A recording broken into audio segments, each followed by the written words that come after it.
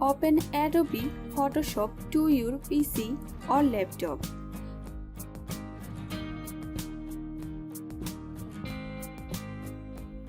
Then you can open a blank document or any file you wish to draw a straight line on.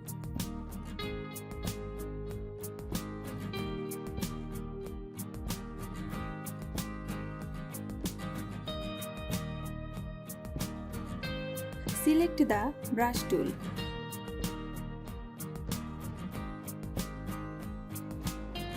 Then you can change your brush size, opacity and more using the option at the top of the screen.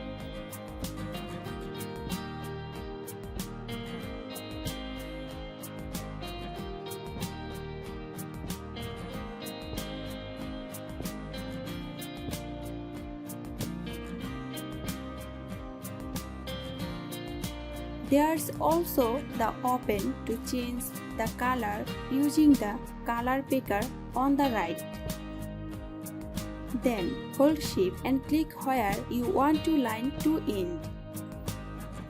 If you want to draw others color straight line, then to change the color and draw a straight line,